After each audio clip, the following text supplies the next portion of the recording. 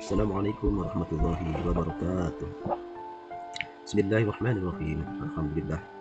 Alhamdulillah wa kafa wa salatu wassalamu ala al-mustafa wa ala alihi wa sahbihi wa man iktafa. Asyhadu an la ilaha illallah wahdahu la syarika lah wa asyhadu anna Muhammadan abduhu wa rasuluhu. Allahumma shalli ala sayyidina Muhammad wa ala ali sayyidina Muhammad. Saya Nur Khalali, mahasiswa dari UIN Cyber Syekh Nurjati Cirebon. Saya akan menyampaikan tentang refleksi daripada mata kuliah praktek ibadah dengan tema zakat fitrah.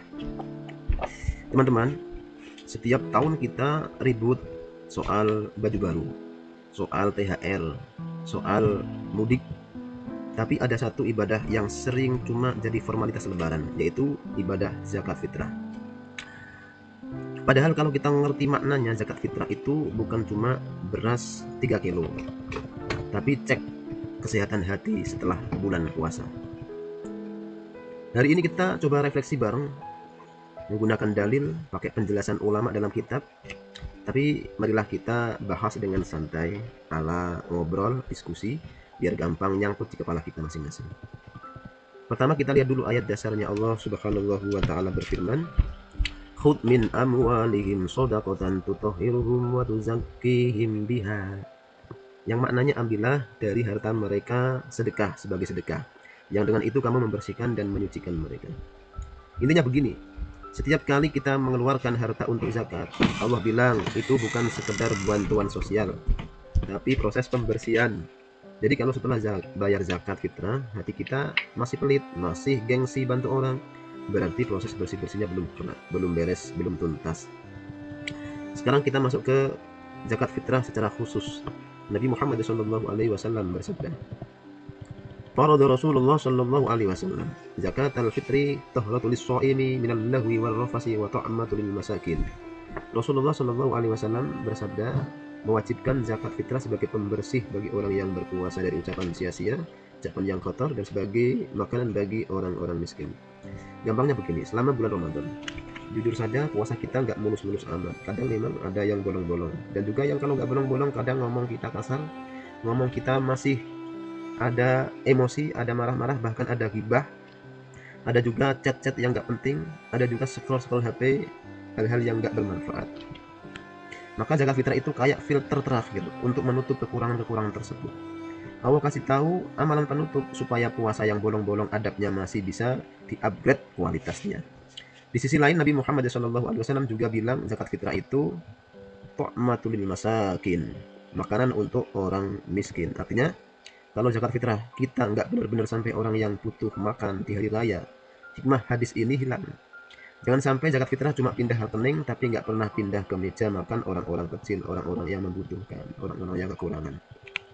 Sekarang kita kaitkan dengan kitab matan di kitab Ghoyah wa Taqrib karya Qadhi Abu Suja, terkhusus membahas tentang zakat fitrah. Salah satu makalah yang masyhur di matan Abu Suja tentang zakat fitrah adalah, wa fardu zakatil fitri sha'un min qutil balad ala kulli muslimin hurrin aw abdin dzakarin aw unsa saghirin aw kabirin. Kurang lebihnya maknanya begini, zakat fitrah itu zakat yang wajib, itu satu sok dari makanan pokok negeri setempat atas setiap muslim, baik merdeka maupun budak, laki-laki maupun perempuan, kecil atau bayi maupun besar. Inti pesannya adalah, pertama, qutil balad, makanan pokok setempat. Artinya zakat fitrah itu harus relevan sama kebutuhan nyata orang sekitar. Kalau di daerah kita orang yang makanannya adalah memakai beras atau nasi, ya keluarkan yang benar-benar bisa dimakan dan mencukupi, bukan yang asal murah atau kualitas sisa. Kedua, kewajibannya nyapu semua lapisan, kaya, miskin, laki-laki, perempuan, tua maupun muda. Ini mengajarkan kepada kita bahwa di hadapan Allah standar kepedulian sosial itu rata, sama-sama rata. Bahkan orang miskin yang masih mampu beli makan, masih mampu memakan makanan pokok untuk diri dan tanggungannya, tetap diajak untuk ikut merasakan nikmatnya memberi, nikmatnya berbagi. Sekarang refleksi buat kita apa? Pertama, coba kita tanya pada diri kita sendiri. Selama ini aku bayar zakat fitrah karena takut dosa, atau karena pengen membersihkan hati dan bikin orang lain ikut bahagia di hari raya? Kalau cuma karena takut dosa, ibadah kita mentalnya masih defensif. Yang penting bebas hukuman. Tapi kalau kita paham maknanya sebagai tauhid, pembersihan dan tukmah pangan untuk miskin, orang-orang miskin, ibadah ini jadi ofensif. Kita aktif mencari siapa yang bisa dibahagiakan sebelum Idul Fitri. Kedua, cara kita menyalurkan zakat fitrah.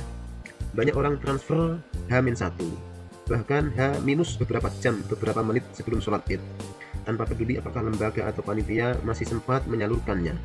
Padahal salah satu syarat zakat fitrah itu harus sampai ke mustahik sebelum sholat Id selesai, supaya mereka bisa ikut senang di hari raya, ikut lebaran bersama. Jadi refleksinya apa? Jangan nunda-nunda. Kalau bisa beberapa hari sebelum sholat Id sudah mulai ditunaikan. Jadi yang miskin sudah pegang bahan makanan, bukan cuma amplop yang datang setelah acara selesai.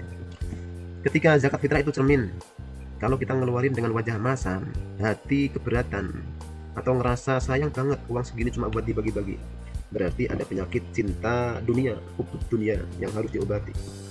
Ramadan sebulan nahan lapar, tapi ketika diminta berbagi sedikit makanan saja kita masih berat.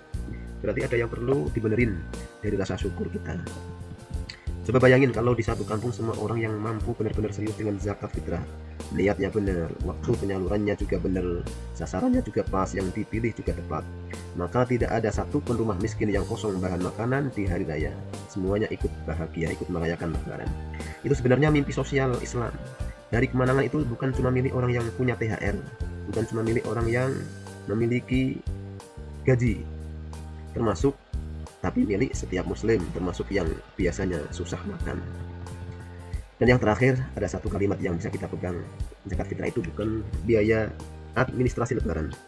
Ia adalah deklarasi bahwa setelah sebulan ditempa puasa, kita rela melepaskan sebagian hak kita demi menjaga hak saudara-saudara kita. Jadi tahun ini jangan sekedar yang penting setor, tapi perbaiki niat, perbaiki cara, dan perbaiki rasa. Niatkan sebagai pembersih kekurangan puasa. Pastikan sampai kepada fakir miskin sebelum sholat Id, dan kemudian rasakan bahwa dengan memberi kita disembuhkan dari penyakit cinta dunia. Kalau itu semua kita jaga, insya Allah zakat fitrah bukan cuma kewajiban tahunan, tapi momen untuk upgrade iman, memperbaharui empati kita kepada orang-orang yang membutuhkan, fakir miskin setiap Idul Fitri. Demikian yang bisa kami sampaikan, semoga ada manfaatnya. Assalamualaikum warahmatullahi wabarakatuh.